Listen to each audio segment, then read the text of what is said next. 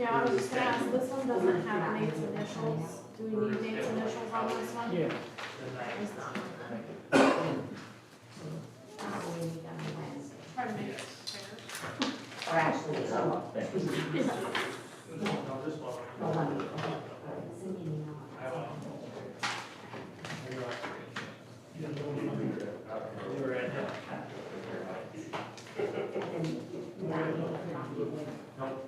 And that, so we're good there. Okay. We'll be back in August again. Yep. Well, possible, we might use security You bank, need initials on that one.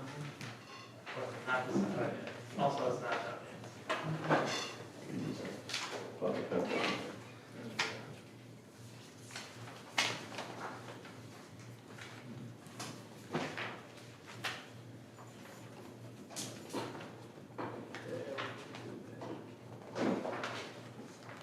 up on- Just one more.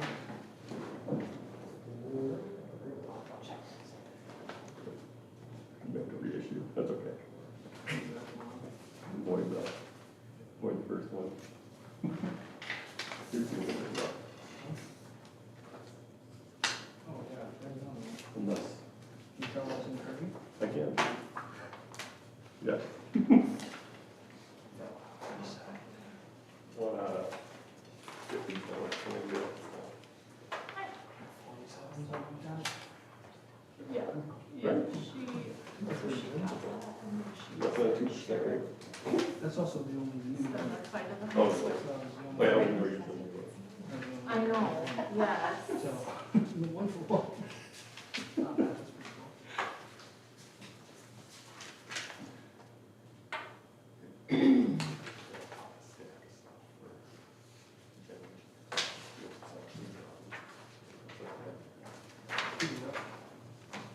I can set that up. It's pretty good, like something.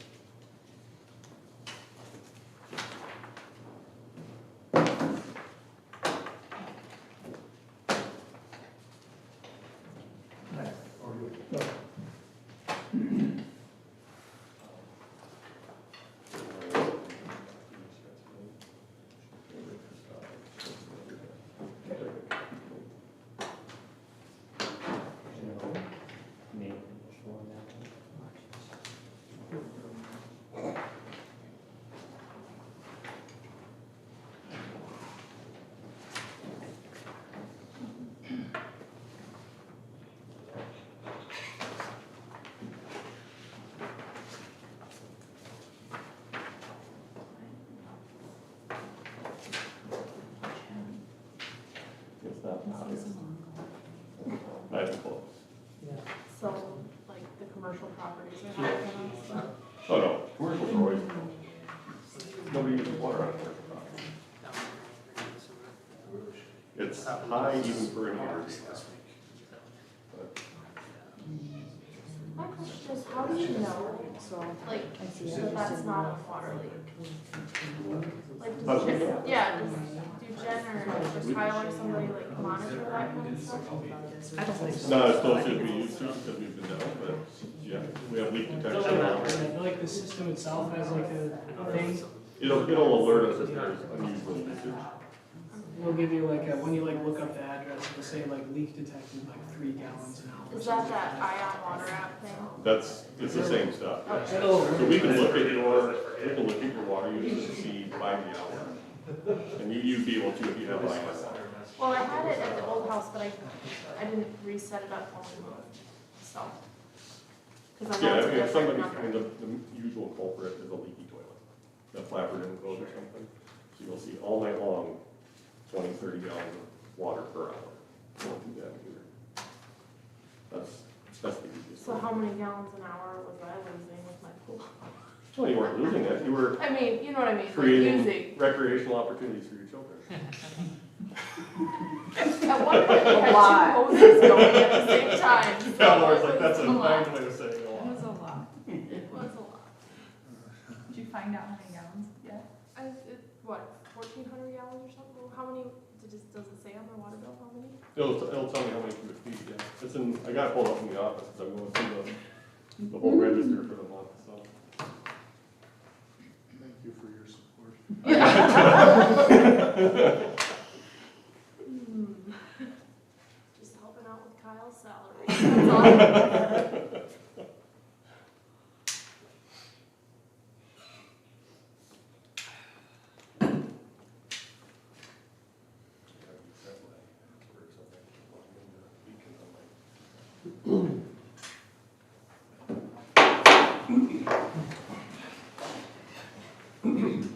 I pledge allegiance to the flag of the United States of America and to the republic for which it stands, one nation, under God, indivisible, with liberty and justice for all. All right, good evening, welcome everybody. Do we have any additions to the agenda? Okay, I'll look for a motion to approve the agenda. So moved. Second. Okay, we have a motion and a second. All in favor signify by saying aye. Aye. Opposed, same sign. Motion carries. On to visitors to be heard. So members of the public may speak under visitors to be heard on any topic not on the agenda. So anyone wishing to address the council, please come up to the podium. How do we know what's on the agenda? There should be printouts right back printouts there. on that. Ron's on the agenda. Here's the dollar.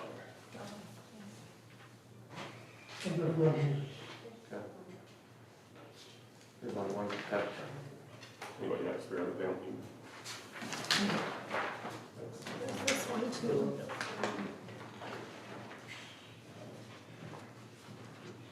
Do you need another one?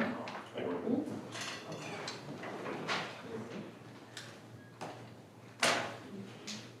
Any visitors to be heard this evening on an item that's not on the agenda? All right, then we'll move forward to the consent agenda. Nate, anything we'd like to draw attention to? Two or three items here, Mayor. First, item K under consent agenda is a special event permit application for a block party. This is just gonna shut down one block of center from Main to Poplar on July 4 after all the events are done. So just be for that afternoon and evening. The applicant's going to have to get traffic barriers on their own just because we won't be able to supply them that day because of the events in the park. But outside of that, everything looked okay. Fire, police, and EMS were all asked to review that one. Quick claim deed for Countryside Edition. This is actually accepting ownership of all the green space that's been dedicated to the city of Lennox. So all the drainage areas and then a small park space. And then under ambulance personnel, we've got one new hire and two resignations. So Alicia Duffel is our new hire. We have resignations for Zachary Foss and Ashley DeCento. All right, questions, comments from council? I noticed on the streets report that we do have compost available for all residents to use, so I'm assuming that's out at the Rebel site. Yes, please take it. Yes. It's very good stuff, looks good, and it's free for the taking. Do they just come down to City Hall and ask, or how does that work? Just show up and use it. Whether you need a skid loader bucket full or just a 5-gallon pail, you just head on down to the Rummel site, grab what you need and take it on home.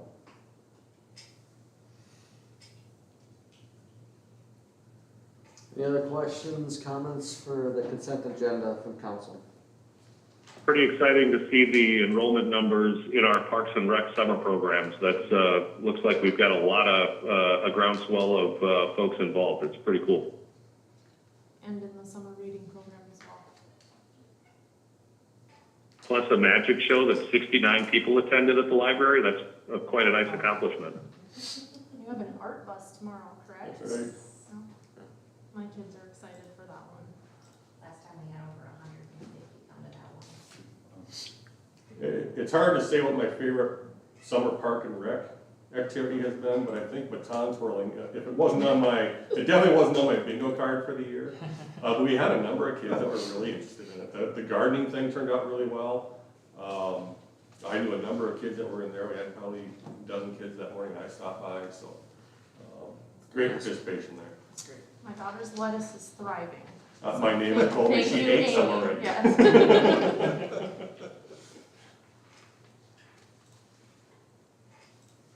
Any other comments? Discussion? I do want to point out, and I don't know if this is something that you pay regular attention to, but if you look at the police report or performance management report, the number of arrests over the past several months has climbed. So we're seeing more and more of those. I do believe some of it's simply because we're better at spotting alcohol and drug offenses. We do have a certified drug recognition expert on staff now, so that I believe plays a part in it. But not all of this is drug and alcohol related.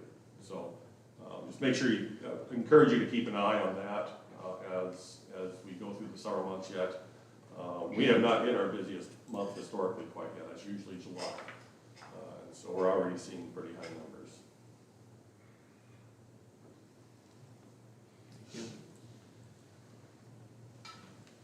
Other discussion?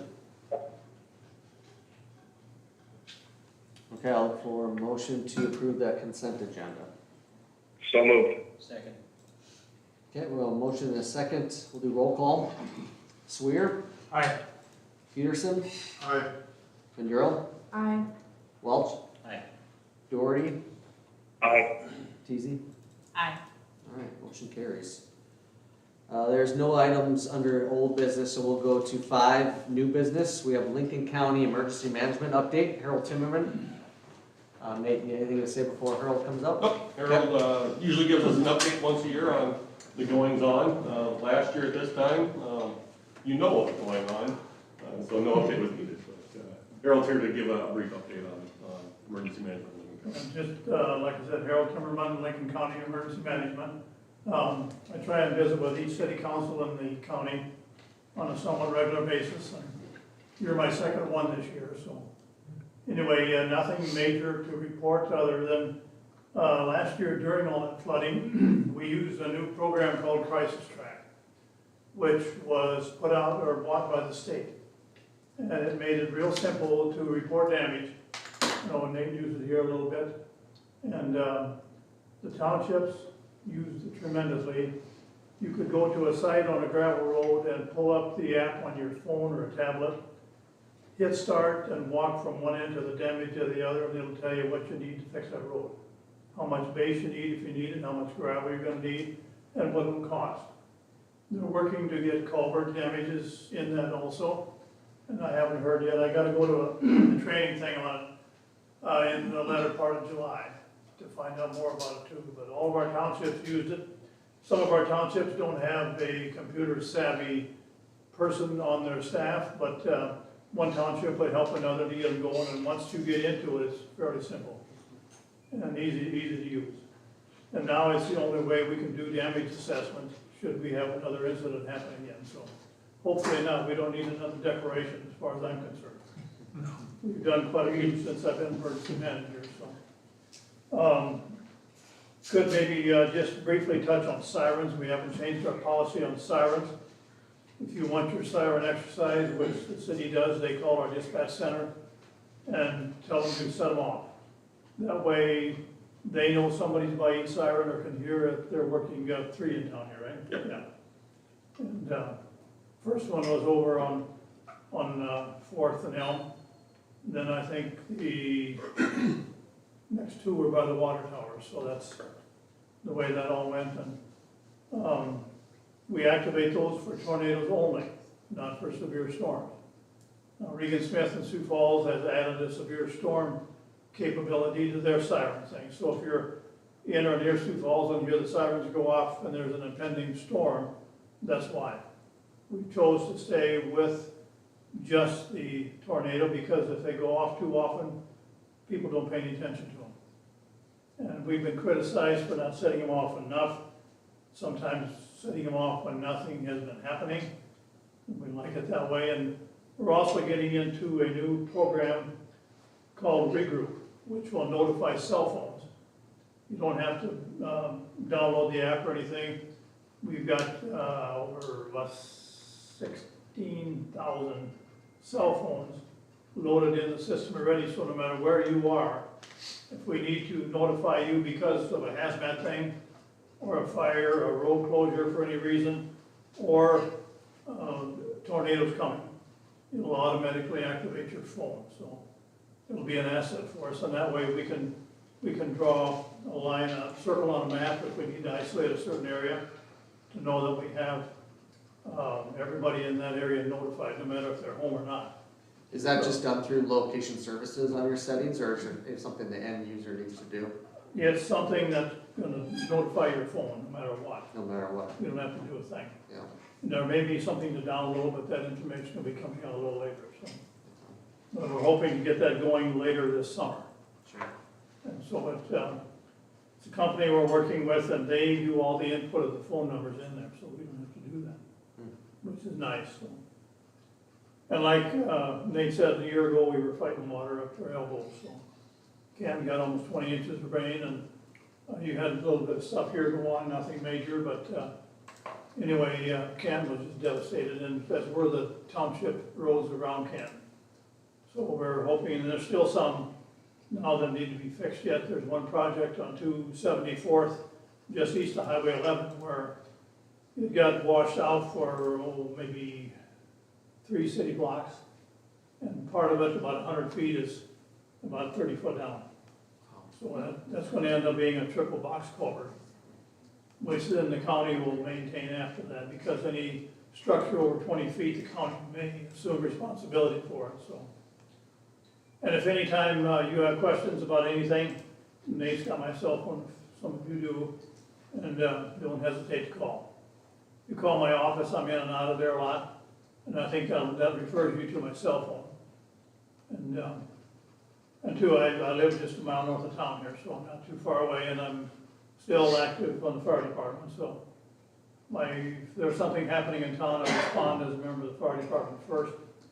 If it develops into something else, then I'll be the emergency manager. So don't ever hesitate to call, and thanks for the opportunity to come and say a few words and get to meet some of the new folks. Good. Thanks, sir. Thanks, Harold. Thanks. Good night. We'll see you later. And Carol was always a little bit humble. He's not just on the fire department, he's the longest tenured member of our fire department here. And I would say without Harold, the 2 disaster declarations that we've had in my time here would have been much harder to recover from, simply because All that means is I'm getting old. experience and wise. Thank you. All right. That's helpful. On to B, mobile home park licensing. Mayor and Council, municipal ordinances require your approval of renewal licenses for each mobile home park each year. So each year, the city's building official and code official inspects each of the 4 mobile home parks to confirm compliance with our ordinances. The items scheduled for inspection and the ordinances themselves were developed with the assistance of the park owners back in 2021. First inspection occurred back in April 9. Results and recommended actions to take were sent to park owners on that day. Re-inspection occurred in June. Results of that inspection are in your packets. Based on the re-inspection, the neglect noted in the inspection, we cannot recommend renewal of the license for Standing Stones Inc. Mobile Home Park. This is the one off of West 7th or Park Drive. If the council chooses to accept that recommendation, I also recommend that direction be provided to staff to coordinate timing of closure so as to give current tenants enough time to secure new residents. The city is willing to work with any available nonprofit groups to secure relocation assistance. We did update this memo last week. I can't think of the name of the other one over here behind Dave's. Sunnyside. Sunnyside was also recommended for non-renewal, but was able to get everything done by late last week. So my recommendations here are a motion to approve mobile home park license for Long Creek Park, Emerald Court, and Sunnyside, to deny for Standing Stones, and a motion to direct staff to coordinate any closure or assistance relocation within a reasonable time. I don't think you can expect a quick process for that if that is the direction that we go. So what has been their response to this recommendation? I believe the park owners are here if they wish to speak. I have not had any communication with them on this. And open it up for comments. Yeah. Introduce yourself and. Ron Cheddar, owner Standing Stones. Apologize that we have to be here. In light of some of the comments I've heard, I feel like I have to start from scratch We purchased standing stones about 3.5 years ago, so I'd like to catch us up.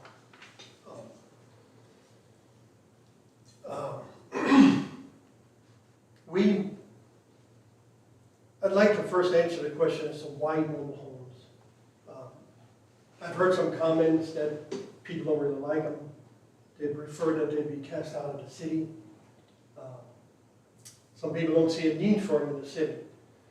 But I'm here to tell you, to meet a need that can be met no other way. It doesn't matter how many of Nielsen's 5 bankers you have putting $350,000 cookie cutter homes along Fifth Avenue, Middle Class Central, or investors that put up multiplexes that have $1,100 to $1,500 rent.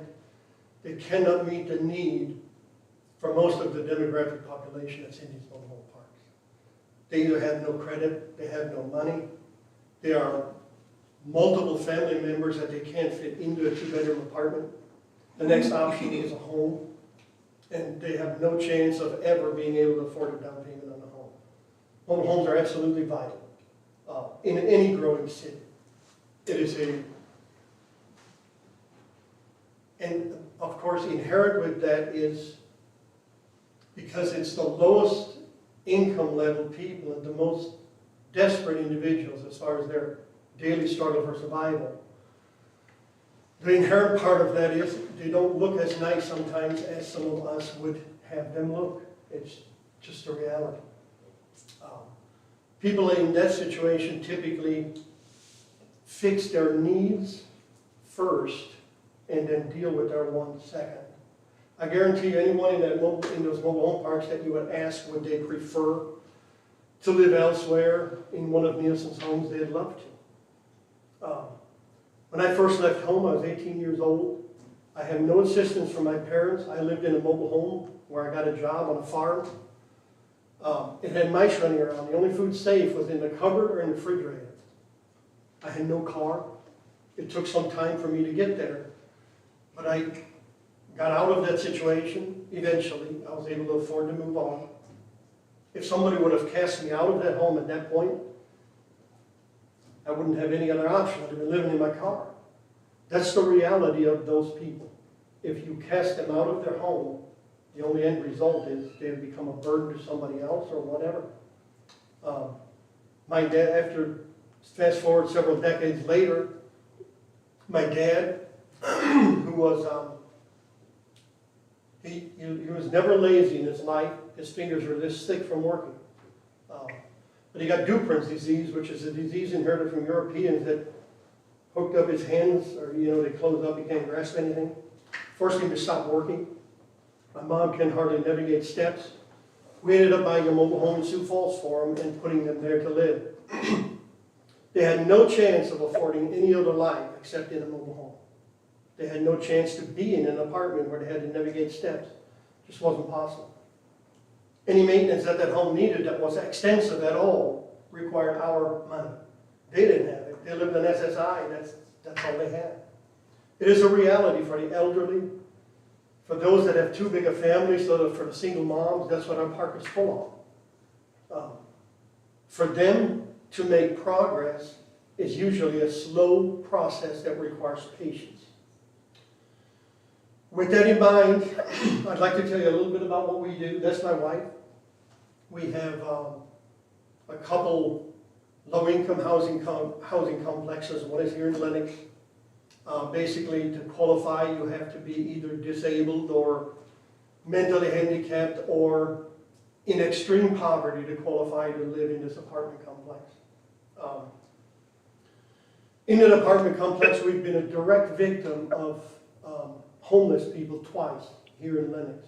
The last time, the individual basically friended himself up to one of our tenants, made friends with him, got him to bring him into the apartment, and then through force and ultimately violence forced him to keep him there and wouldn't allow him to leave. We were forced to hire an eviction process. In the process, he of course violated the tenant's lease, which he has to fight out with HUD in order to keep his HUD funding. But we had to evict the tenant, $2,700 in legal fees, plus the turnover rate in the apartment, the loss of rent, And he did this, a year prior to that, he did the same thing to another tenant. This is the second one. We had a restraining order on him, we waited a year. Year was barely over when he was in there violating the restraining order again. Something similar. Anyway, 2 tenants lost, 2 lives decimated. Ours, probably about $20,000 when you deal with the loss of rent. What we do is we provide housing for people of low income. I'd like to go over that first a little bit, and so what I'd like to do is, I've explained to you why mobile home, you can't get away from it. Now I'd like to get into what we have here in Lennox. 3.5 years ago, we purchased that mobile home park. With it, we inherited whatever was there. It's been there for decades, the same situation. One of the things that we inherited is there was charged water lines, 2-inch water lines coming up out of the ground, where previous owners had not spent a dime. They had physically, every previous investor had invested their money in that park.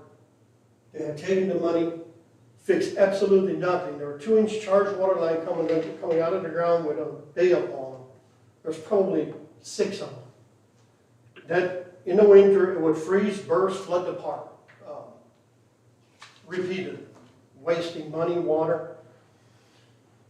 We had to deal with those first. The cost to do them was anywhere from $1,500 to $4,500, depending on how we handled it or what infrastructure was in place. Some of them, at the same time, Kyle from the water department approached us and stated that some of the city can't get water bills paid because there's no way to shut off individuals in the park. He wondered if we could do something about that. So we agreed with Kyle to commit to putting curb stops in every time we touched a home. The cost of a curb stop is anywhere from $35,000 to $7,000 because sometimes we would hit water lines, we would hit underground lines, for other mobile homes that we'd have to replace. But so far we have updated 8 of them that now have curb shut-offs. We inherited a couple different homes. One of them had a landlord in it. The place was horrible, the one on 7th Avenue, double wide. We wanted the landlord out because he wasn't fixing anything. We ended up having to pay quite handsomely for the home. There was a single gal in there that had nowhere to go. We attempted for a time to fix the home with her there, but with the clutter and everything else, it was impossible. Couldn't do it. So eventually we worked with her and got her moved on. She couldn't find housing in Lennox because we pushed her out of the mobile home, and she ended up moving out of town. That is the direct result of most of these people if we do that. There was another mobile home that we inherited, lot 6. It had a guy living in there. I don't know what he was. I don't think he ever threw his garbage away. He would stack it in the ceiling, floor to ceiling, whatever. We inherited it that way. Through natural progression of things, of course, we ended up giving, by the way, that double wide we gave to an individual that had the means and resources to fix that home up. It is now flawless, 100%. It's a nice home. It was solid. It wasn't worth destroying. And it cost us some money to do it. The park, this 6th Avenue one, we did the same thing on. We had to pay the owner some money, which ended up getting us the title to persuade the guy to move on. We have given it to someone that's doing the same thing. It is a cost to us, but that is how we deal with these things when a mobile home gets to a point where it either needs destruction or it needs to be rehabilitated. We do whatever we can to acquire that mobile home, invest some money in it, or destroy it. I want to go back to what we ended up inheriting with this mobile home park. Not just the water lines, the curb stops, Basically, the infrastructure underneath that mobile home must have been original to when it was an RV park. There are literally outdoor yard spigots underneath the mobile homes to supply water. The electrical panels are what was put there originally.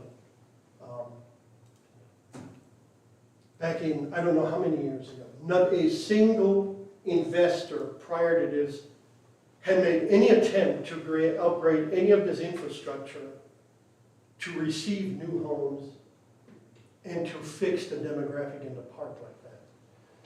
We took it upon ourselves to do that. At the same time, Sioux Steel approached us. They had nowhere for their workers to live. We committed with them to bring a double wide home in that they then purchased. We put the double wide home in, they bought it, now their workers have a place to stay. We've brought in 4 different homes. One is a brand new home. We have about $100,000 invested in that new home with the infrastructure plus the cost of the new home, setting it up, everything. But a new mobile home is a state-of-the-art facility. I mean, they have water-saving technologies in them. They have energy-saving technologies in them that you can't find in a modern-day built home unless you specifically put it in there. They have permanent siding. They have 2x6 walls. They are not the mobile home that you see in the olden days. It is a permanent home that is intended on lasting 75 to 100 years. What we do with a new home, typically, we would require $15,000 down from an individual on a new home like that. And anybody can purchase it. We do no credit check. We give them a bank rate that is comparable to a bank rate. They purchase it from us. It is literally affordable with anybody that comes in with a down payment money.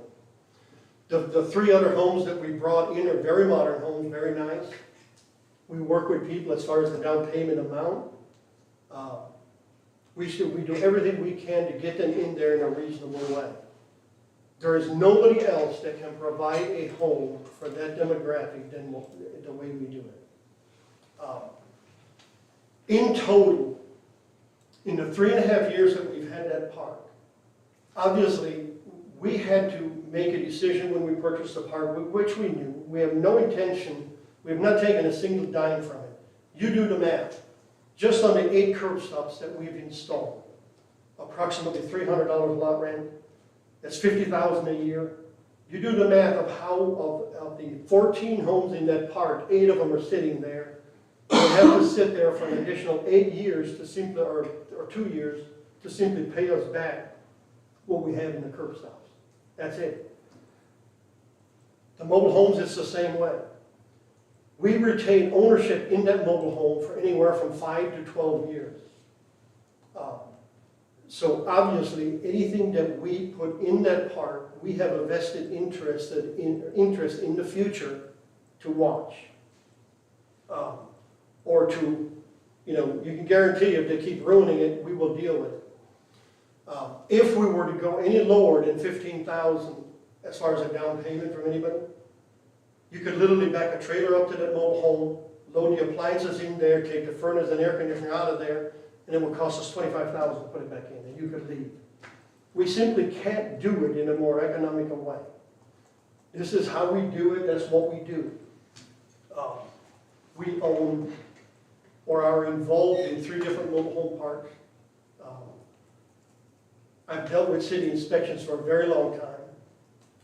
So in case you're not following the numbers with the homes that we've placed in here, another lady requested from us that they had, their grandchildren's mom was in, I believe it was in Wisconsin, they wanted to move them over here.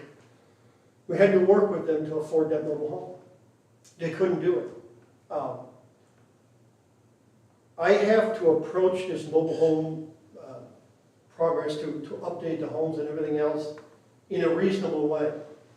We updated the curb stops that needed to be dealt with. We closed off the water lines. Then we begin to update existing lots so that we could bring homes in that would bring revenue in that could continue to update and continue to replace the homes in there. That is the only way to do it. That is the only way I know how. I might add, we're pretty good at it. We can develop that and turn that park around if left alone to do so. I have not, obviously, it has been a construction zone for 3 years. Everything takes time, including we cut a bunch of the cable lines. It literally took me an entire year to get Blue Peak over there to bury their lines. The first process was just getting them over there. Then they laid them over the ground, we couldn't mow, we couldn't do anything. Then finally they dug the trench, and 3 months later they came back and they put the cable in the line, never buried it. Again, it took us another 3 months to get them in, until they finally buried the lines, and now we're past that part. That's the process of construction. In Sioux Falls, most mobile home park owners, the corporate owners that are coming in, are charging $800 a lot rent. They are literally jacking up the rates so that people can afford to fix their home. And the eventual goal is to take their homes from them and then sell them back to individuals for pennies on the dollar so that they control the whole show. It's a giant scam. But that's what the mobile home park is evolving into.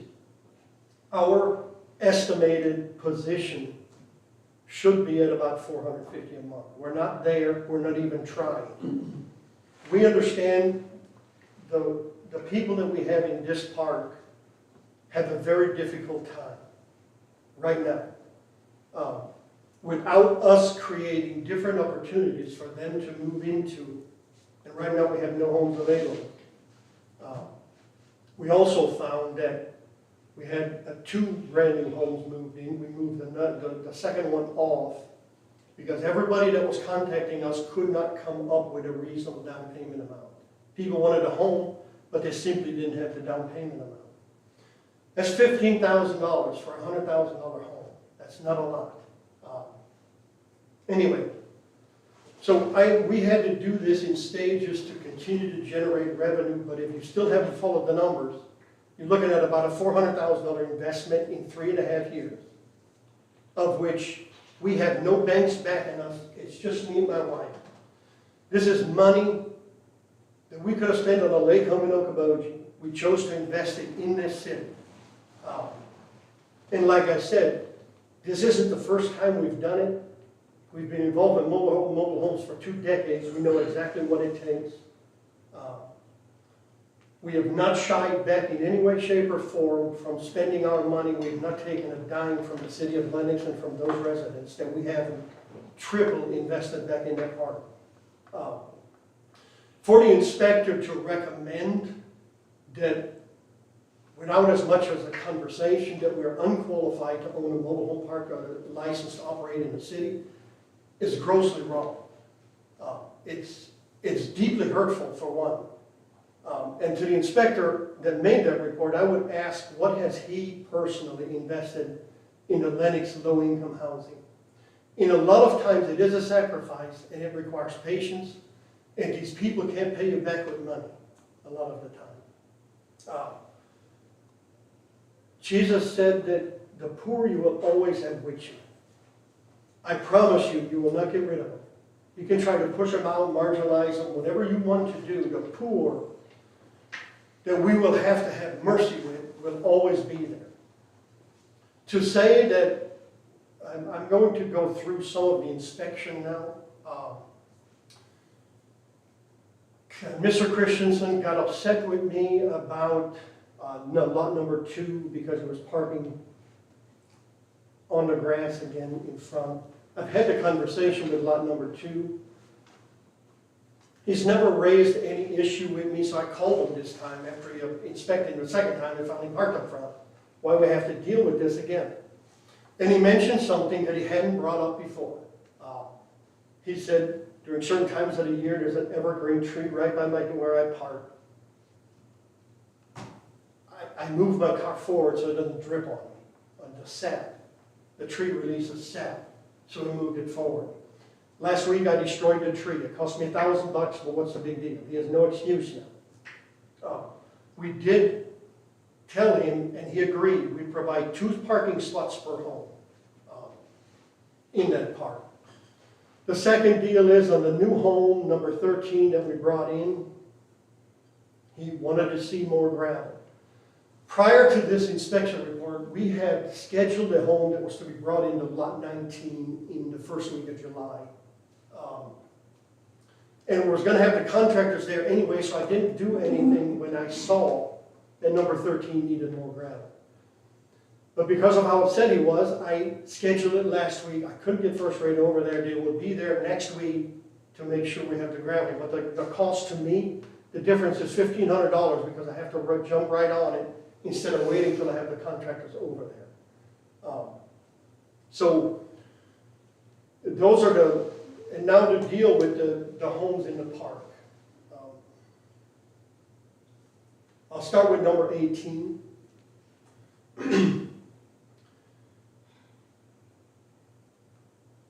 18 is here. Tara, she can explain for herself later, but I would like to talk about what I have observed with her over the last 3.5 years. She is, she's a single mom. She has obviously never had a lot of money. When we first met, we inspected her home with the possibility of buying it from her. The home is structurally solid, but it needs a lot of work.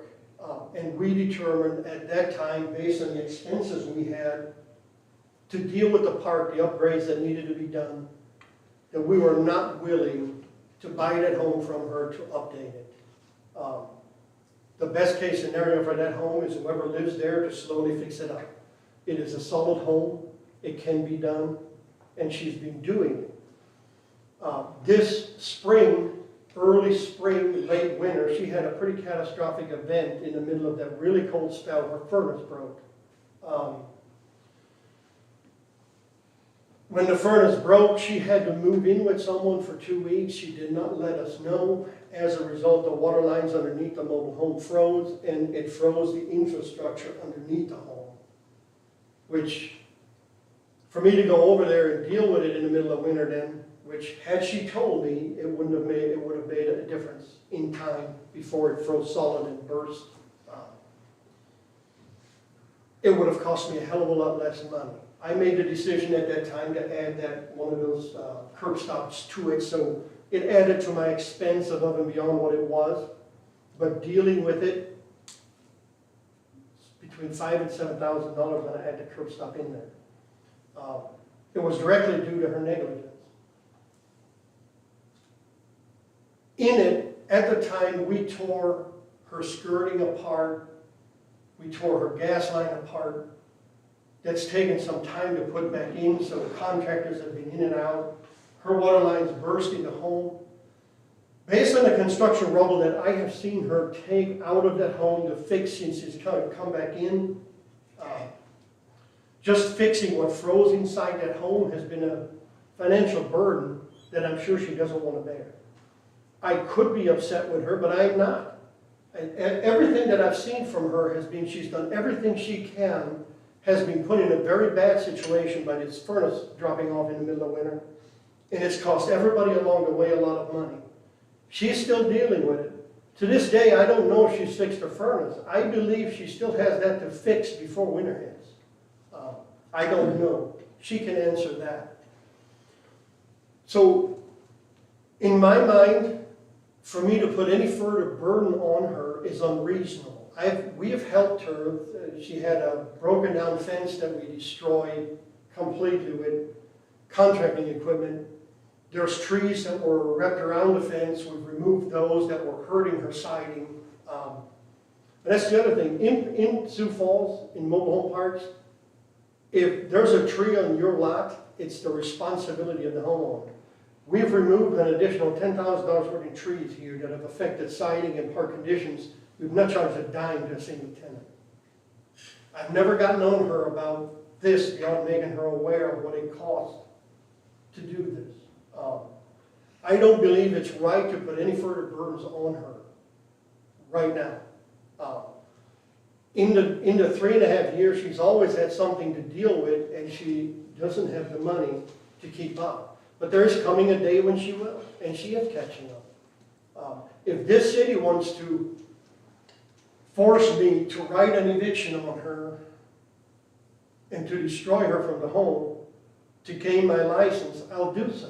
But it is completely unreasonable, and it is in no way, shape, or form fair or reasonable or the right thing to do. I want to give you a little bit of background. If we evict her from the home, the process looks like this. I will give her 30 days notice to move her mobile home from the mobile home park. She cannot move it because it costs $15,000 to $20,000 by the time she has it moved and set up in another location. Most likely she doesn't have a data place, so she can't even move it. That means by the time the 30-day rolls around, she will still be sitting in that home. I will then have to evict her, which is a minimum of $2,500. If she involves East River Legal Services, it will add more to that. If you're not familiar with East River Legal Services, they're a free legal service that they provide to anyone that can't afford it. We deal with them all the time. It's a part of life in low-income people because that's the only attorney they will ever hire. At that point, if East River Legal Services gets involved, it's probably $2,500 to $5,000. We will win because we would have no choice. Then we would pay $4,000 to remove the home.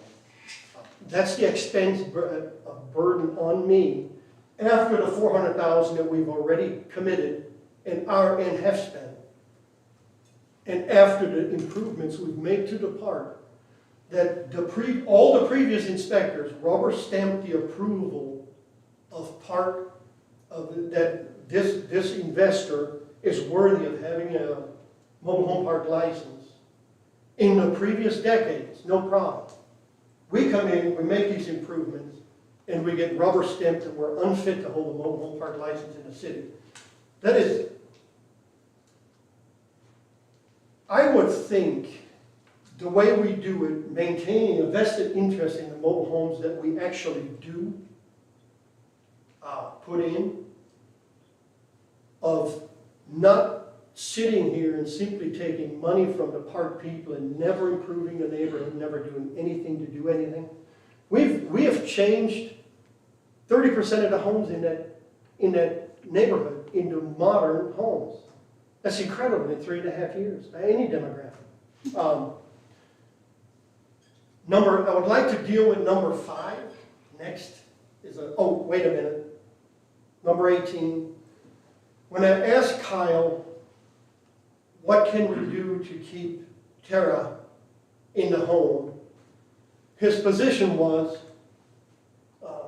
and Kyle didn't call me, I never got a call about this, I got a letter saying he's going to recommend, we're not worthy to have a mobile home park license in the city. There was no conversation. I've never been engaged in any conversation about what we could do different or what we could do better.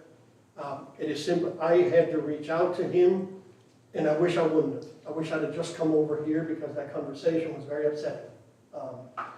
When I asked him what she could do to possibly stay in her home, his position was, at this point, you either fix the things I say in the home, me, how much has Kyle spent of his personal money on the low-income demographic in the city? We've not taken a dime of money from these people.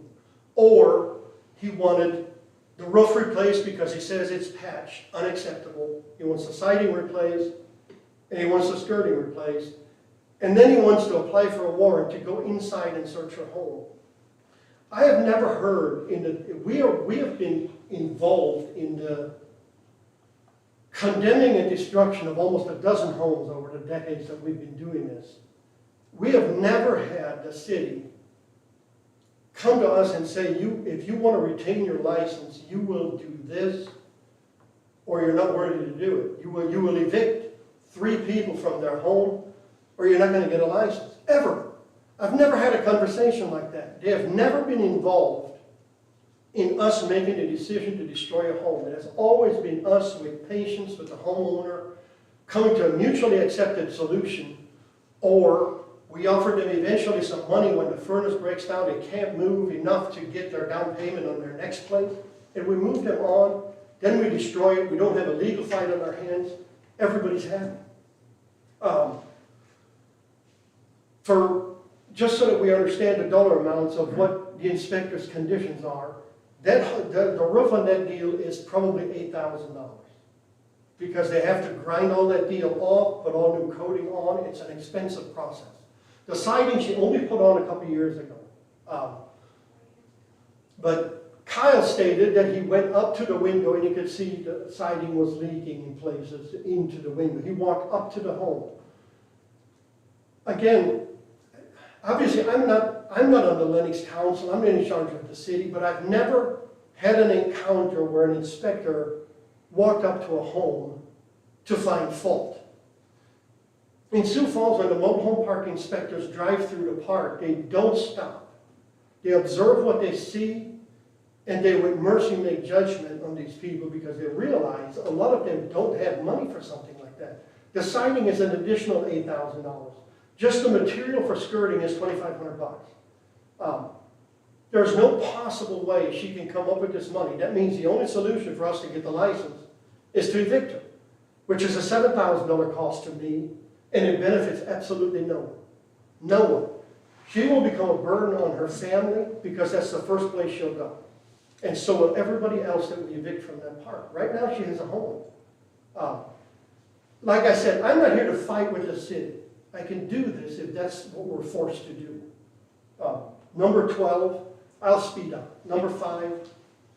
Yeah, I guess, do you have any new points? I have a bunch of questions, and I would just make that Okay. next conversation. If you have something different to add, maybe quickly. Well, for that. okay, I just wanted to add as far as what my findings is with the other one. They have the same story. Number 5 is in the hospital. He has been since he has a massive heart attack or something this spring. The family has to date not let us personally contact him. We've been going through their intermediary. They simply don't let us. So he didn't get his stuff fixed. Neither did Tara get his stuff fixed from the inspector because she's doing all that she can. She's gutted the inside as far as the frozen stuff. And then the only one I can't really defend is Judd. In the 3.5 years, he has not made a reasonable attempt with what we've tried to get him to do. What number is he? Number 12. It's probably, if the home continues in the direction it's going, it's slated for destruction. That's the only possible way. But he does not deserve to be, he lost his job at Sioux Steel, and he lost his roommate. I don't want to be forced to kick these people out to protect my license, but we can't. I would just say, listen, we have not shied back. We've invested money. We've not taken a dime from this park. We have a process. We have a plan. We will deal with our needs first and our wants last. We will invest for a total of 7 to 8 years into this park before we see a dime. If you think I want any home in there or a person like Judd that sits there and refuses to fix anything in that park, you have another thing coming. But we deal with these things with time, patience, and understanding, and when we put the hammer down, it can't be pulled back. Because there's usually 5,000 legal fees that they can't pay regardless if they can come up and fix what we require. So I would ask that you allow us to do what we have been doing in a better way than any of the other park owners combined have done in the last 5 decades. And give us some patience to do it. Thank you for your time. Can I say something too? Please state your name. Yeah, Joni Cheddar, wife and person that does the finances. We have been in conversations with the city since we purchased the park. Me knows that. I've been to the city. When we first bought the park, they had a lot of people that were behind in the water. Really? Well, who? I mean, tell me who. So I personally called the people and had them pay the water, correct me? And so I didn't, sorry. But, you know, I conversed with the city. It's just really shocking that we received a letter that the city is going to take the park away and no one's conversed with us about it, or to me. I'm just really shocked. You know, we're down there, we talk with the people, we pay our bills. I don't know, it just surprises me. I mean, we have no trouble with the law there. Is there any troubles with the law at the park, do you know? Are you the sheriff? I'm the chief. Are you the chief? Well, you know, I don't see that we have any security problems at the park. I don't see where we have any problems at the park. We move some very nice people into the park that adds to the city. Yeah, I mean, I think his point on trailer parks are good for the city. I think we agree with that. Yeah, it's just really shocking, you know? I mean, I think the heartburn that we're having is just not keeping it up to standard and not Which, just look, oh, and yes, I'm sorry. because we have to look at it from a city as a whole, where yes, there's people that are struggling and they have a hard time keeping up, but what about the people who live next door to them or adjacent to them? When they have a rundown property, that affects them as well. And that's kind of the reason why we have minimum standards that we need to try to upkeep to protect our neighbors. And so when was this conversed about? I mean. Well, that's a this question. Like, see, why didn't we have a conversation? I guess what's our standard This is protocol just- there? Our protocol is to send, do the inspection, the initial inspection in the spring, send an inspection report along with a letter, do a follow-up inspection in June along with a follow-up letter. So they should have received one in April then, is what you're Correct. saying? They did get the inspection, nobody's disputing it. No, we They did, can't afford to Okay. do but what's it was required. just, tell it, you know, Just this clarifying. is, That was the result of the initial rewrite of chapter 12 we had back in 2021, that the communication be written. So from April to June, then have we seen improvement? I'm sure on some we have, on some properties we have. But the two that are responsible for the recommendation are number 12 and number 18. Understandings. I mean, what other questions would you have for me? Well, I guess the question is gonna be, what's your plan to get these properties up to spec? The two properties, correct? Is that? Well, so to the whole- maintain your entire park up to spec. What is your timeline and plan? Like, can you come to us with a plan? Right now, I'm just saying, nobody can afford it, so we gotta live with it. No. So what is your plan? That's kind of what I'm curious. I think you have to talk to the homeowner. Well, you as the park owner should be driving that. Well, Well, I guess I'm just, my recommendation for the city is, if, like I said, in my mind, she is making great progress. She is doing it. If it's unacceptable to the city, then give her right now. a 60-day notice and write her a fine if she doesn't. I don't know. Or, if my only choice, I don't have a choice, except file that I'm evicting her. It's, I have spent as much as I'm going to. I'm not going to replace her siding for an inspector that is going up there looking into windowsills. That's unheard of. Does he do that to every home in the city? Yeah, I think he does. All right. does. Well, it isn't right. I guess I'm, thank you very much. I'm glad that we have this meeting, but I'm just kind of really curious, I mean, as to the plan. I mean, it just surprises me about the park is gonna get closed just because of two homes. Can you speak about mine? Yeah, and I'm just, Yeah, 1 second here. yeah, I'm just, and I'm not accusing, I'm just, so with two homes. We're just the trying to understand the park- situation at this Yeah. time. I guess We're trying to break it down here, The park- portions. I would just like to, how can anyone that looks at that park say we've not made progress? Well, I want to get those facts too. We haven't. So over the years, I have noticed that you guys have made improvements and that there have been significant changes, like bringing in a new home. But some of the concerns that are also listed on here are minimal, like lawn mowing. Now, for example, my father used to own his own park as well, and he would do the mowing for the entire park. I know that is a tremendous feat because that is quite a large park. It may not be feasible for you guys. But that may be an option. No, and that is, And even if it is only for certain people that may be in the hospital.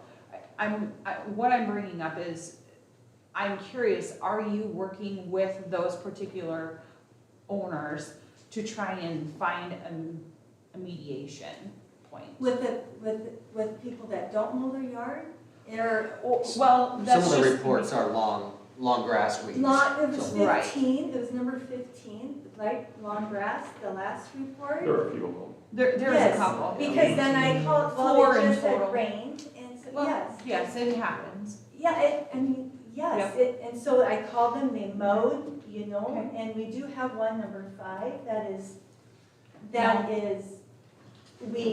we were gonna mow, and she goes, no, I hired somebody. So then it's like, okay, not, so I just got a hold of somebody, and Okay.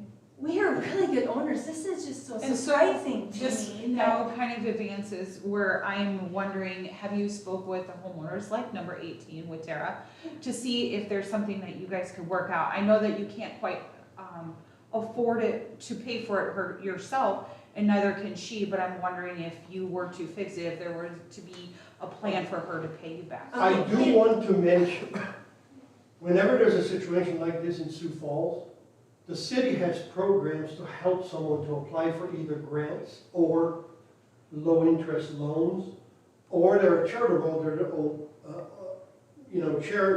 organizations that we send them to, and they typically receive aid. There's nothing I know of in Lennox. So there is the LADC, No, but What is that? I don't know, the Lennox Area Development Corporation. no, I've only seen one check from Second Reformed Church. That was only one check to help anybody, but otherwise, we do have Did you mean people that- LACF on that, the Lennox Area Community Fund? That would be another one. I don't know if the LADC is appropriate for mobile homes or not, but I do know that there have been repayments once there's been improvements done to homes. If you need us to, I mean, we have very nice people in the park. We have brought nice mobile homes in. We have very nice people. I mean, the grass, I will mention, part of the grass over the last couple of years has been directly due to those cable lines. Sure. They interrupted our lawn last year horribly, and I'm sure it made and an then impression we've on the had to cotton. pay, then they hit an electric line, so then we've had to have the electric construction come out, because then they have to dig up the line again, because they've already done it one time, and the gas company hit one line, you know? But Joni did make a decision here a couple weeks ago where she's gonna start charging and mowing it herself for Mhm. tenants that don't mow their lawn. Okay, and that would be a That great is something plan. we just made. Yeah, I mean, I'm sorry. Mayor and this is- council, I need to step in and just make sure that we understand this is not about cosmetic issues. Right. This is about safety issues with homes and whether or not they meet the minimum standards for our building and property maintenance codes. Yeah, The so, only reason this coding is off of number 18 is because we're literally fixing the plumbing. Like, we just redid the bathroom, the plumbing's getting done, I just replaced the siding 4 years ago. Tara, can we have you step up and, My name's Tara Potter, I own lot number 18. I just replaced the siding 4 years ago, right when I bought the trailer. It's just been replaced. We had to fix the piping, I had to refix the bathroom, the tub was plastic, so of course, because of the cold weather, the tub shattered. I had to fix the whole thing, bathroom's been completely redone.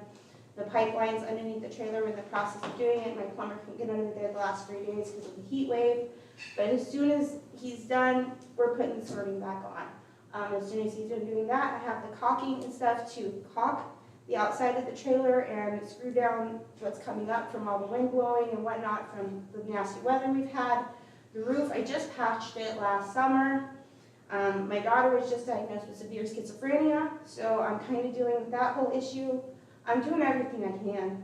I can't afford to move anywhere else. I have no family, so that whole being a burden on family, both my parents are dead, it's just me, this trailer, 2 disabled kids, I'm doing everything I can.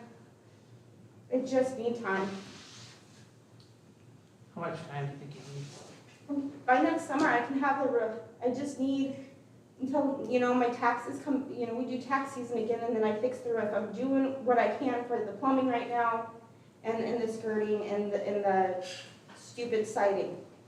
I'm a CNA, I don't make a whole lot of money, I'm busy taking care of everybody You else's have grandma a and plumber grandpa's. working on it now, you said? Yeah, Should at least that. yeah, we're doing everything we can. That's the biggest thing, is just to be able to see progress. Yeah, I'm doing everything, and like Joni and her husband have said, they, you know, I don't have a lawnmower, it broke, so they've been helping me with the lawn mowing. They helped me get my fence down, probably two of the best landlords I've ever had in my entire life. So, you know, I really just, I need a little time. Dealing with disabled children isn't exactly something you sign up for when you have kids. It's just kind of gifted to you. So, I'm doing what I can. I guess from my point of view, it's like, I'd like you guys to just coordinate, like, what is the plan? Like, she's laying out some sort of a plan, what's the plan for the rest of them? If we can see some progress and we see we're actually moving in the direction where we want to get to, I think So the progress is. I so- cannot see how anybody can look at this and not see progress. I'm sorry. Like, She- we do the curb stops, I know that there's not, that I know that there's progress, because every Friday I get a text from First Interstate Bank, how much money we have in our account. And we don't make anything. Everything is sent back into the park. You talk about curb stops, you know what curb stops are, right? I mean, you all know, because that's when they aren't paying the city the water, the city comes out and they can shut off the water. Well, we put enough in where one year we didn't make anything. Then we bring in some of these new mobile homes and we add to the clientele of Lennox. You know, some parents, because some gal lives next to Lennox, lives next to the park. We brought her parents in. Her parents are here. And so for the plan, well, all these questions are great, but we never been asked about this.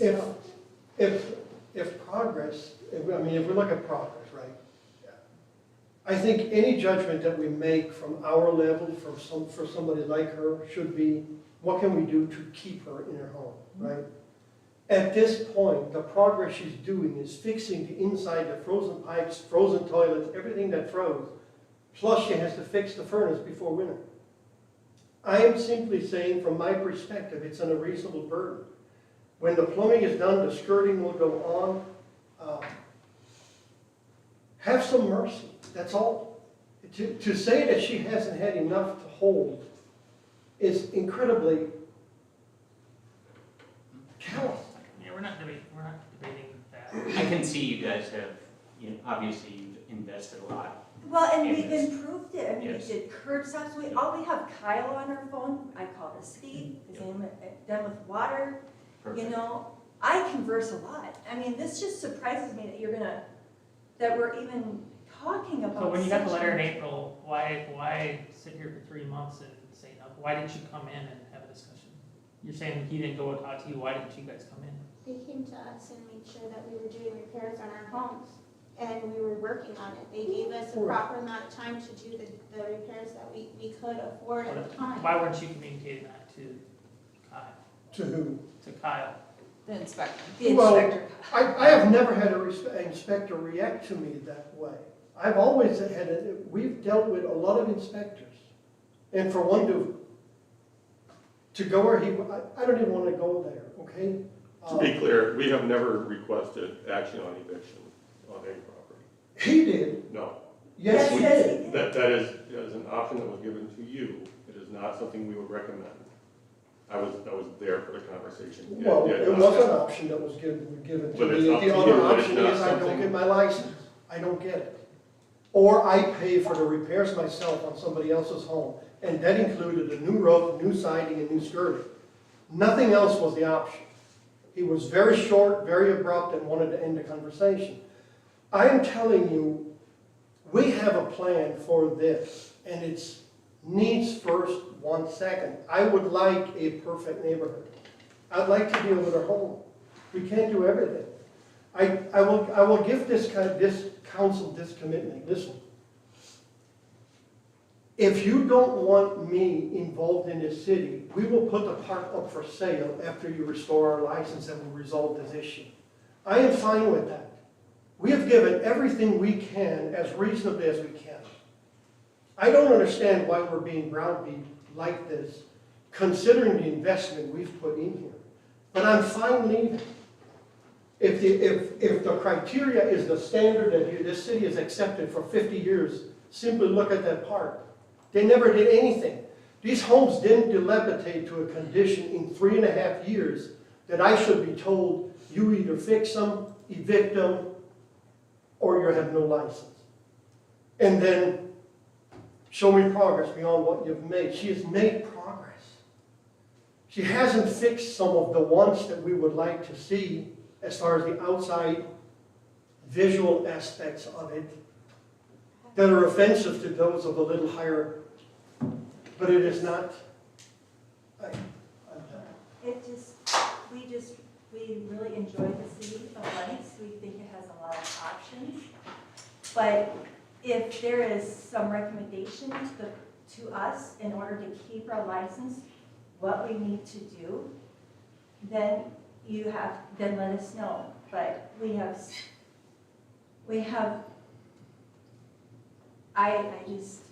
So I think we've kind of heard from Tara and you guys about 18, and how you are wanting to be dedicated on fixing that property. But of course, then we have the other two, number 12 and number 5. By the way, I didn't mention, number 5 has communicated that he wants his home. He needs to get on his feet, but he's working with a contractor to get over there. He said that from the beginning. He says he will. I don't want to impose an additional burden on him right now. They're insisting they will handle it. He had a seizure 5 months ago, left him in the hospital. And so the family will not let us communicate with him, so we are communicating via a different person. I was wondering if we could make some sort of extension, if 30 days or 60 days is reasonable to be able to see enough That progress. was going through my head, is like, is there a probationary period where you guys come back to us and, Because all the mobile homes we. just a second, Can you guys tell us what the process is if we don't get a license? Just. What happens with the homes in the city? Sorry. Go ahead, but I'm sorry. I interrupted. Yeah, so if we have questions, we'll bring you up again, but we'll discuss a little bit, and we don't want to be fighting against you with this. We truly don't. Try We want to work be with able you. to have some sort of resolution that makes sense, that's tangible, to be able to see some improvements. And I mean, we all have had things we can't fix right away. We have to do later, or figure out the priorities. So I appreciate, Tara, that you're getting a plumber in there and getting work done, and that skirting's going to go up. So, and thank you for being here, because you don't have to be here, but thank you for doing that. And Ron and Joni too, thank you for sharing. But I think we'll discuss as council and see what actions we want to take. And we want to work with you on this. So Please give them a minimum of 60 days. Okay. They have, Okay. They have Thanks, John. obstacles in front of Is them. there anywhere? Is that it then? I would echo Ron and Joni, both have been a huge improvement to work with on this mobile home in particular over what we had experienced prior. so can you just confirm that, you said that 8 improved, the curb stops? That sounds about right. That's accurate Yep. information? We are not done. And that was with that was a it. partnership with us, just, But we pay know for that them. they've got the water main breaks every year because the poor maintenance and installation before we get it. But we've paid for them, 100%. Yeah, no, that speaks a lot. You're investing in your part. And thank you for coming tonight. Yes. I think the challenging part is that we have a job as staff to follow whatever the ordinance says. Right. And that is what our recommendation has to be based on. It doesn't take into account who's there, what work they've done, what work is ongoing. It simply doesn't meet the ordinance that the council approved back in 2021 with the advice and consent of the mobile home park owners at that time. Were they part of that No, discussion? So that was before their that was time? before that. Okay. Yeah, I mean, shutting down the park doesn't help us as a city. I mean, we have an issue with low-income housing already, and I I mean, I think it's obvious they're passionate about it and you know, they're adding value to our town. Now, how do we continue to get where we want to get to? That's, I think, what we need I to mean, figure out. like with 3 other parks in town, you know, if we set a precedent here, then we don't wanna. Right. We don't wanna cause problems down the road, you know, all of a sudden, well. Yeah, they let them go, so Yeah, I can let so- mine go. Yeah. But I think there is definitely a way forward here. Yeah, I agree. I mean, I think kind of what I was going after is there some sort of probationary period where, okay, you said you're gonna make these improvements, you're gonna push your tenants to get there. Well, okay, what does that plan look like? And, you know, what progress are we making in the next 60 days, 90 days, whatever we dictate? And fully expect it's not gonna be 100% in 90 days, but are we showing a path to getting there? Like, just saying, oh, woe is me, I have problems and I can't afford it, and I guess I'll have to live with it. I don't think that's an acceptable answer. I think there needs to be some sort of progress that we can walk through and get on a path where we're, you know, where we need to be. But In 60 days, we do have a council meeting on the 26th of August, or 25th of August, too, if we want to push this, at least for Standing Stones Park. yeah, I mean, I think that's reasonable, and then if they can come back and just talk about what's been accomplished in that 2 months, and hopefully there's been some further progress, and, you know, there's this line of sight for, you know, here's what we're gonna do next, here's what we're gonna do next, you know, I think that's a reasonable path. For sure. Yes, and this is fact-based. This is not emotionally based. Right. These results have to be quantified and qualified. It can't be how someone feels. It can't be what they think. It has to be qualified and quantified. Nate, can I just ask you, you said Sunnyside Park, I see they had some violations as well, but you said that they have. Yeah, they were inspected last week and they had met those minimum requirements, yeah. Do we only inspect those once a year? We might inspect them, you know, here and there, we might drive through, but it's not a formal inspection. Just like if we are out doing a building permit inspection, Kyle may notice something wrong with the property, you know, do a code violation or something. But the only required time of the year is in the spring when they're up for renewal.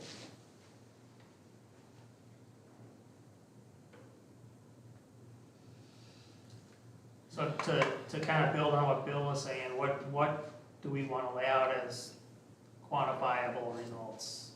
When you say Sunnyside made the minimum, I mean, what, do we have I don't see an updated inspection sheet, what was their minimum improvements? I'd have to check with Kyle. Please. I would say bring it up to code. They've had since April already, and now we're extending into August. Mr. Huber asked for 60 days. He's already had that. It would be 60 more. And I think getting the properties that are called out up to standard is what is in order. They know what's at stake, and they know what it takes to keep this going. They've made an investment. Mr. Huber said 3 times that he inherited this. Well, that's an investment. And that's like when you buy a home and you purchase an inspection to make sure that you know what's underneath it, that there aren't water spigots underneath it, and that it's actually in good working order and worth your money to invest in. And if it isn't, you have to know that I've got a nest egg that I can then turn my money into the profit that I'm looking for, because I have to make this spend to get the property up to the level necessary for it to be profitable. That's what we need to see.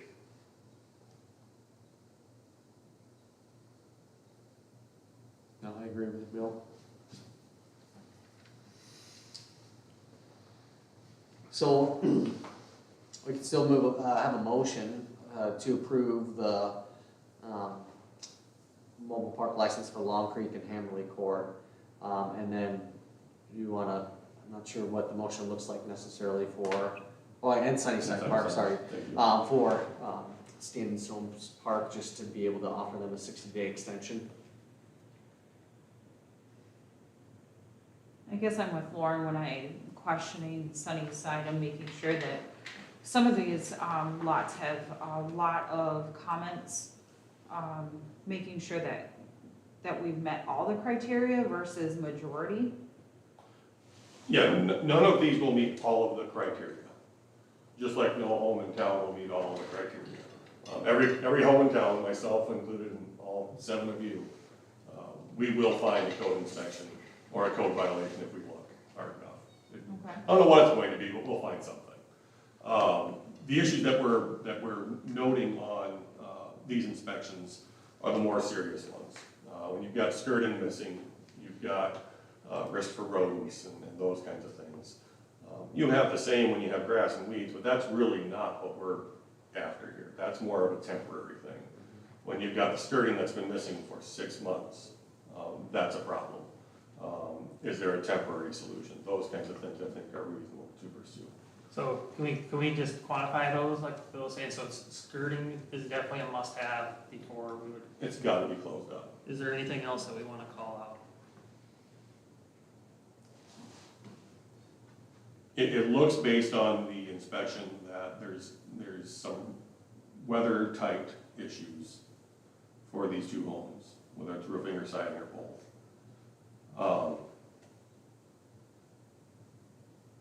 I think we need to be somewhat satisfied that action has been taken to protect the structure from water and weather intrusion.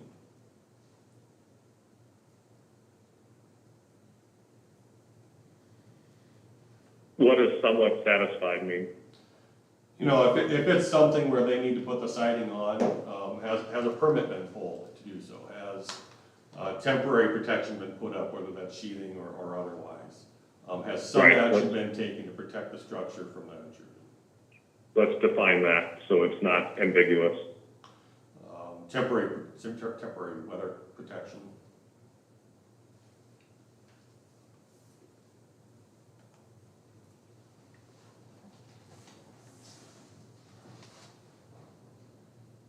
Again, you can, So temporary weather protection or siding or, Now, temporary weather protection, are we talking like a blue tarp? a blue tarp would be acceptable if there is a plan to replace the roof or to fix the siding, whatever it might be. It just can't be permanent. And we have had homes in there that have treated it as permanent before. okay.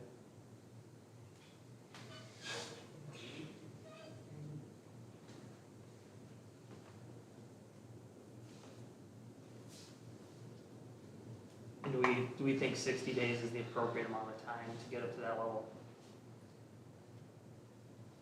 I think so.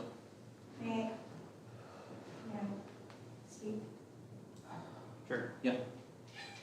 If we have to do legal proceedings, I mean, to evict somebody, it's a 30-day process.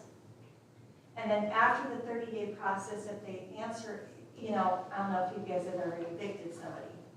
Well, then you have a 4-day summons and complaint, then you have to do a meeting with the judge at the county. And then if you go through with the eviction, then you have to wait, then the judge usually Yeah, does so- 4 or 5 days. Is So our that scenario right, is Chief? if she has a tenant Can we do 90 days? that's not conforming to these things, they're trying to get them out to make the improvements. Can we do 90 days? Well, if it's in the process of being eviction, you'd still be okay with that, right? I mean, Yeah. sometimes to get the time. it takes That's to where I was get- going with it, is if you're making Yeah. progress. Show progress I'm at just some point. saying, Right. you know, there's quite a legal Yep. No, I aspect. understand that. So do we want to say so basically we're saying you have to get up to code, which includes skirting or temporary protection for the structure from water and weather intrusion, or Starting the eviction starting the process. evicting process. Yeah.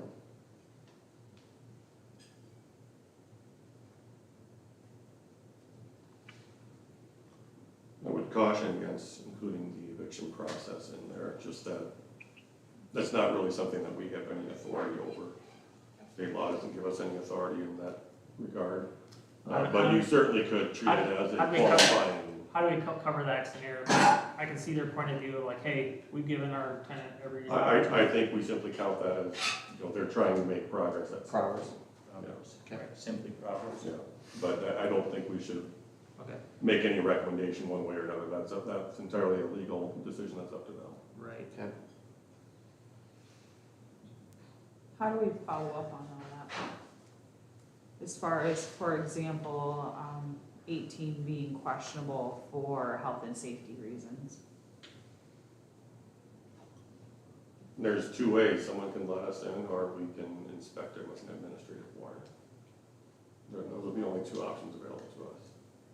What health and safety reasons, if you don't mind me asking, considering the fact I live there and I can tell you there's nothing safe, like wrong with it. It was, I'm just only simply reading where it says based on conditions of exterior, I question the interior for its being habitable for health/safety reasons. Well, I can tell you that the inside of my trailer has all new floors that we've been putting in over the last 3 years, new drywall, and we've been working really hard to make it, the old lady that lived there before me, she didn't take very good care of it, and she had her druggy friends, for lack of a better way to put it, because they were not good people, doing repairs on it. So I've been trying to do all the work, just myself, just me, and I'm doing the best I can, and it's looking really nice on the inside. The outside, yes, I will agree with you, that roof, patchwork, we do need to get it fixed. We had a tarp over it when we first moved in, before I did the patchwork, and the city told me that was unacceptable, and that we needed to do the patchwork. So I did the patchwork, and now they're telling me that that's not good enough. So I'll put a tarp back over it for a while, get the skirting done, get the siding done, but the roof, it's gonna be probably not until next spring that I'm able to do that, just because, financial. But Okay, I will get it done. I'll make a motion to approve the mobile park license for Long Creek, Hammerly Court, and Sunnyside Park. Okay, we have a motion, do we have a second? Second. Okay. Motion and second, all in favor, signify by saying aye. Aye. Opposed, same sign, and motion carries. And then do we table the other one, or what's the proper process? I think I'm motion to offer like a 60-day extension, I think makes sense, or you could table it until was it August 25th, was that the? That was Okay. the, yep. I think either would work, as long as we just have clear direction on, and I think we have that. I guess let's just make a motion to push back the decision on Standing Stones Park for 60 days till, what's the date? August 25. Till August 25, where we expect to see progress towards getting to up to standard, which includes getting skirting on all the units and at minimum a temporary protection of the structure from water and weather intrusion. Motion, Second. and a second. Okay, all in favor, signify by saying aye. Aye. Opposed, same sign. Motion carries. And we don't need a motion for the, there was a recommendation for the last motion, but we don't need that. Right? Correct. Yeah, so. Okay. All right. Thank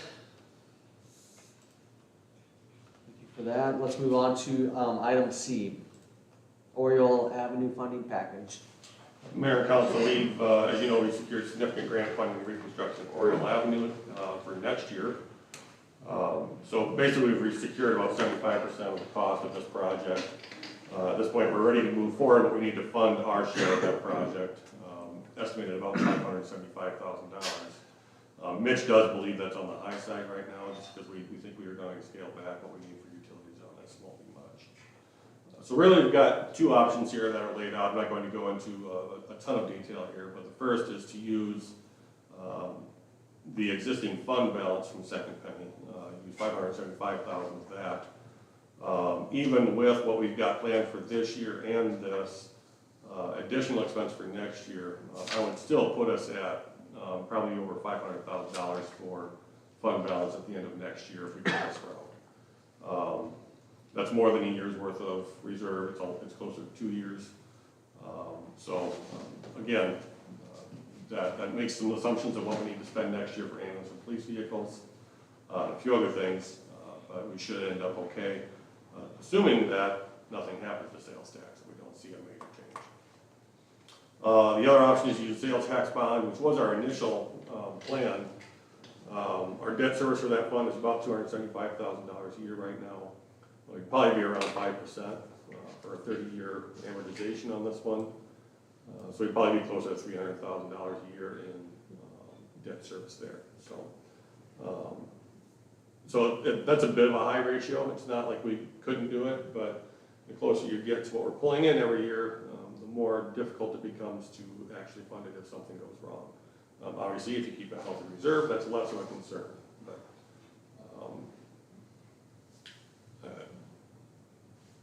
I think when you look at where that fund balance is and what we have to fund ongoing, particularly when it comes to ambulance losses every year, it becomes very difficult to do so.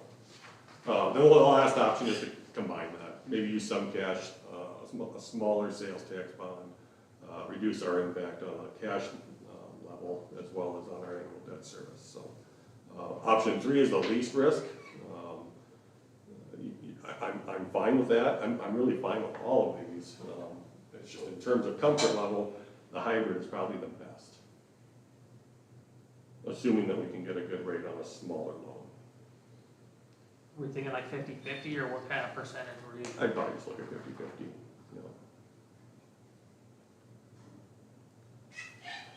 And as that fund balance grows, you could easily pay some of these.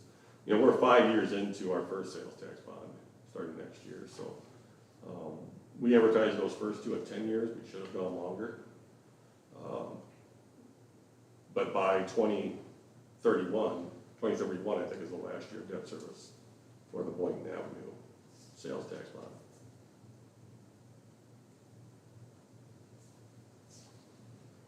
I like option 2 the least. I'm not asking for a decision to be made here tonight. Just like to know what direction the council would like to move so that we can start putting that package together. Say reasonable rate on a lower loan amount. What are we thinking? Well, as those amounts get higher, they're more prone to give us a better rate. A small loan, $250,000, call it $300,000. I think you run the risk of having a higher rate. Not that you can't refinance that. We've done that with a few of our bonds in the past. But I don't want to give anybody the impression we're going to get a sales tax bond down under 3% anytime soon.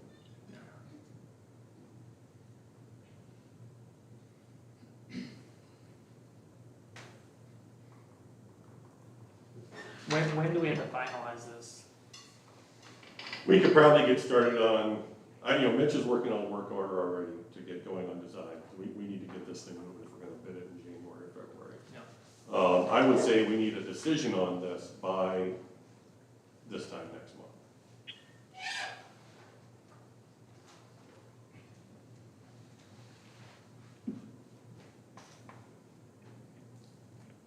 I don't like. I think option 3 feels more comfortable, but option 1 is kind of a slam dunk in that we get to really use our second penny fund for what it's intended for, and we really do win that way with this project. Right. I mean, that's kind of the purpose of it. But Right. And not having to pay interest. Right. Yeah. Yeah. Yeah. That's Yeah, right. it's one thing to borrow when rates are under 3%. Right. It's another one they're over at now. Exactly. Yeah, exactly. That's kind of where I'm at. That's why we put ourselves in that position, is to not rely on those when it didn't make sense. Yep.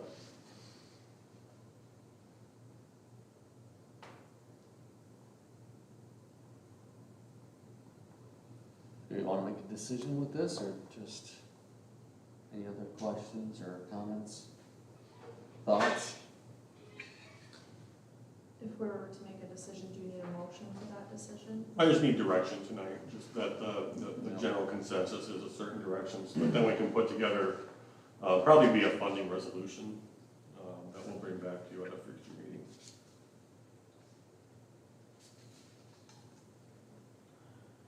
I echo Bill, I go with option one. That's where my head's at too.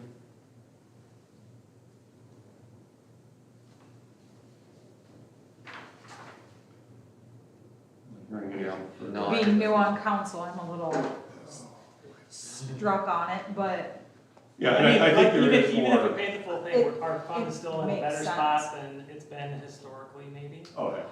Yeah, So- I wanna do a little bit more forecasting. Right. Just- I think it makes sense to look at what happens if our growth, And I think this will be a conversation we'll have on the next item as well, but, I mean, it's like we have the money, we like having the money, but that's what the money's for. to be used. Yep. Yep. So let's, we can move that direction. I'd like to do a little bit more forecasting, nail down some more of these numbers. I think we're good in terms of what we think we need to spend next year on a second penny for police, ambulance loss, other capital equipment, because we're trying to get that fund started. is there a way to find out if we went with option 3, what that percentage would be and to see the package, before we just go with option 1? That's not a problem at all. You know, if I were to give Toby a 50-50 split and say, see what you can get, because he's already shopping for us. I don't think it would take much to just ask. Do we want to look at anything more than a 50-50?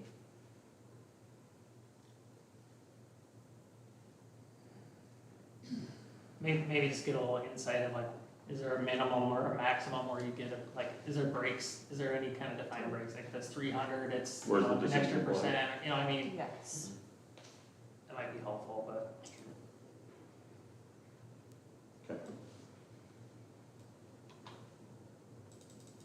What I'll probably do then is make sure that this is on the next agenda for more discussion, just to give an update on where things are at, and then we'll hopefully make a final decision second meeting in July. But we should have a work order from Mitch coming about that time as well.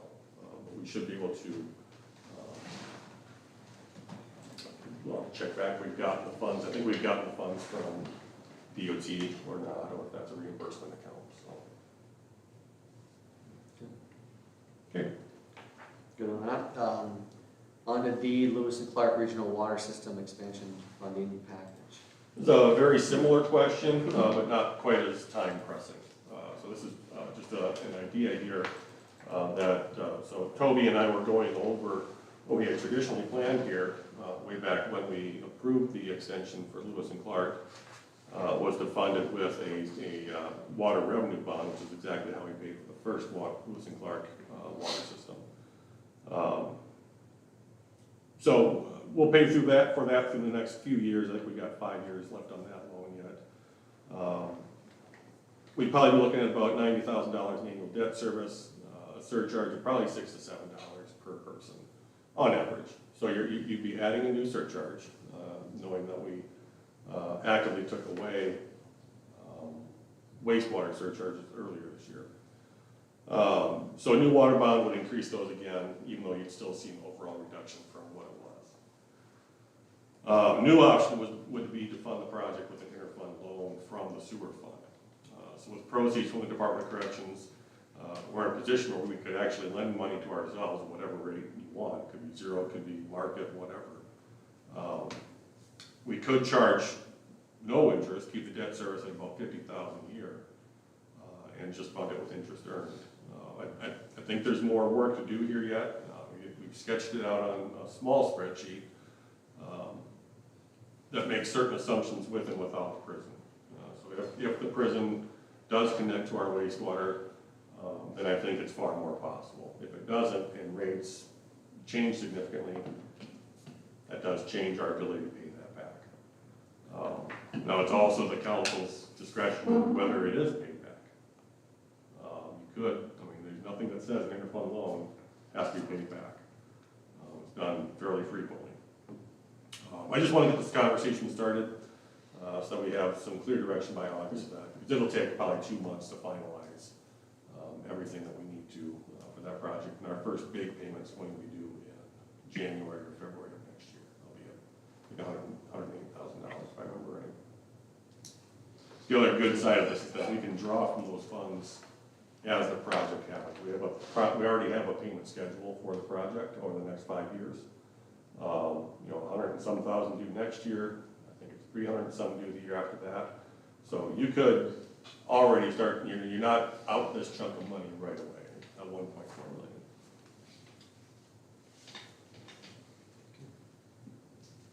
Discussion. I like the unique options that are presented. That's good work. As usual, good ideas come from elsewhere, and this one was Toby's. So. And once again, I hate the surcharge idea.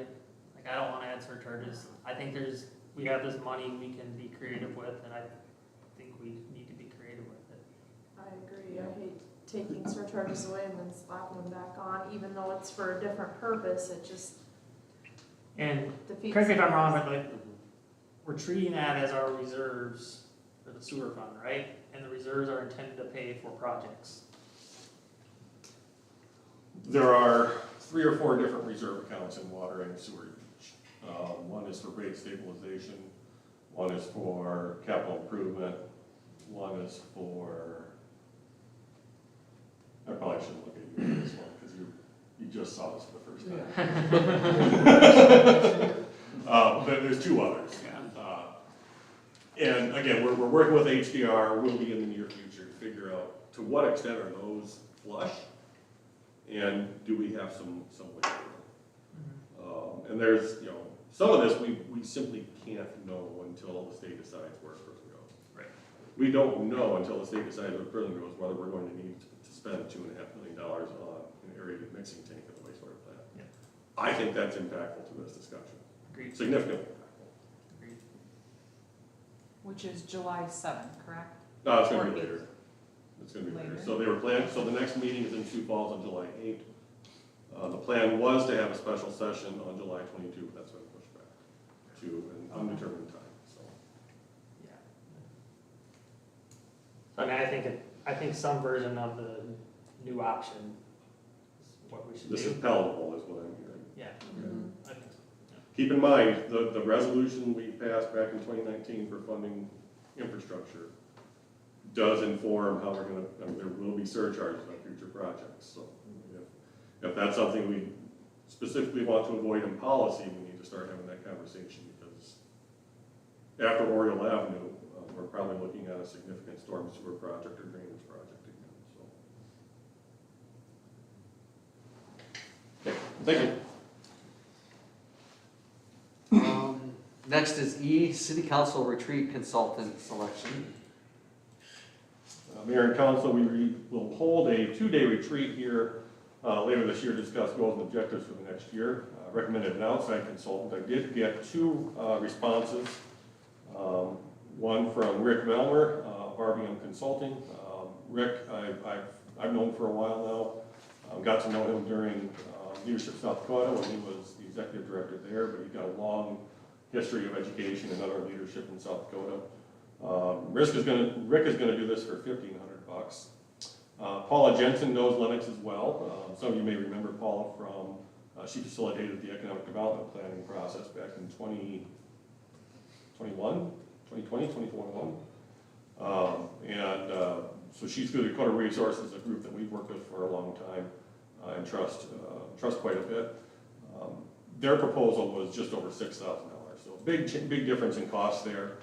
I think given, I'm comfortable with either of them, but given the cost, I think RBM was probably our best option here, so I recommend accepting that proposal. Discussion. Have we done this in the past? I don't remember. Not that I know of. Not in the time I've been here, at least. Did they quote the same scope of work? Okay. Yep. Can you elaborate? I guess I'm not familiar with the DISC assessment. What is that? It's a personality assessment. Okay, that's right. Yeah.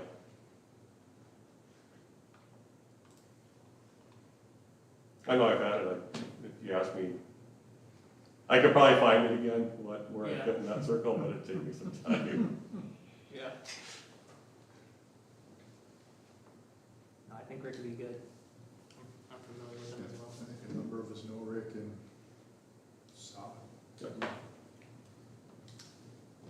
Any more discussion, otherwise we'll, for a motion to accept. Do we have any kind of time frames? We're gonna look at probably September, for the retreat, if not late August, but, there'll probably be a doodle poll sent out later this week, to start that discussion. Some possible dates. I'll make a motion to accept the proposal from RBM Consulting. Second. Second. Okay, motion and a second, all in favor signify by saying aye. Aye. Aye. Opposed, same sign. Okay, motion carries. On to F, Droge Construction Agreement. Mayor and Council, we have in front of you a construction agreement and performance bond for the improvements on Winsong Place, I believe is the name of the street. This comes to us through the subdivision process.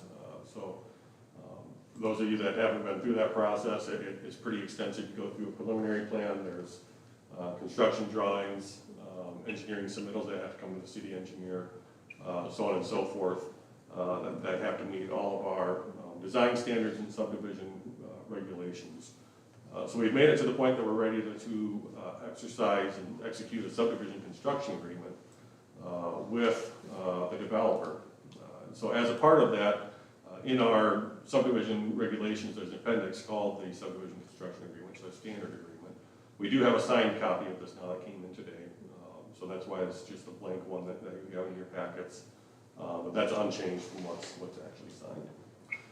And so what this construction agreement does is it allows the developer to make the public improvements that will eventually be dedicated to the city along here. So very similar to what we would have seen in Countryside or Meadows back when those were done.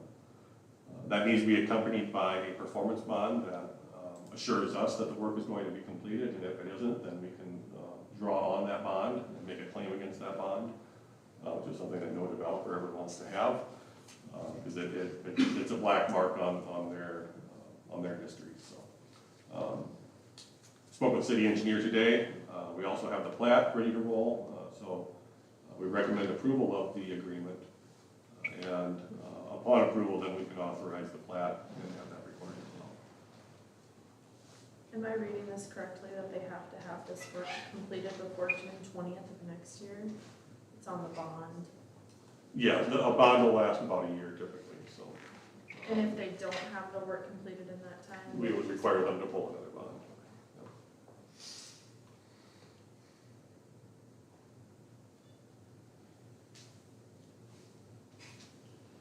Questions, discussion?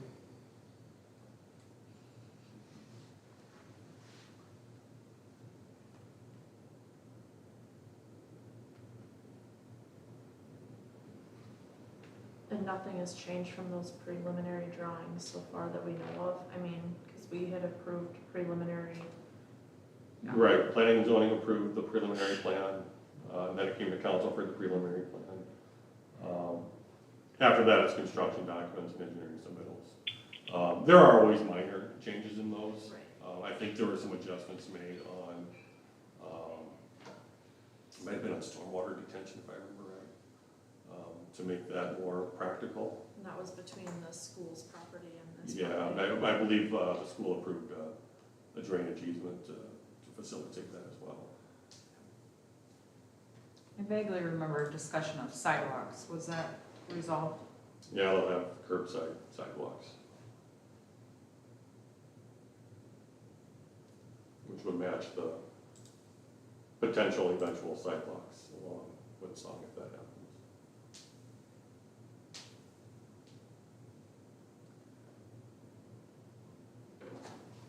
Any action on this is the approved the bond agreement? Approve the construction agreement. Construction agreement? Yep. A motion to approve the construction agreement with Doge Construction. Second. Okay, we have a motion and a second. All in favor signify by saying aye. Aye. Opposed, same sign. Abstain. Okay, and motion carries. On to G, museum and band shell project pay application. Mayor and Council, we received a second pay application for the museum and band shell project from Swartzley Construction as they near completion of that project or projects. I think we're probably going to need another contract extension because we noticed things on the walkthrough last year or last week, I should say, that were missed. Because it feels like we've been doing this. A lot of stuff would have been missed last year. So, you know, lighting on the band shell, for example, paint isn't done yet, we need another patch, and some window work, so. Pay application's been examined, meets my satisfaction, I recommend a motion to approve. So moved. Second. Okay, we have a motion and a second, any discussion? Do you think, in the Parks and Rec report, it said that they thought that the band shell would be done by the 4th, is that still, Still the goal. that's next Friday? Yeah, they've got to, I mean, the real concern at this point is whether, so if they've got a patch, plaster, that's got a cure time on it, and if it's wet this week, that changes things. So, And we're gonna have lights, cause it's getting dark up there. it is getting dark. Yeah. Longest day of the year is already. I know I've got a note on an album from last week, but, I think the electrician was supposed to be there this week, so. Any further discussion? Okay, all in favor signify by saying aye. Aye. Opposed, same sign. Okay, motion carries. Now for a motion to adjourn. Motion to adjourn. Second. Okay, motion and a second, all in favor signify by saying aye. Aye. Opposed, same sign. Or adjourned. Good night, everybody. Thank you. See you, Bill. Bye, Bill. Good night. Good night. Well, you bet. Yeah.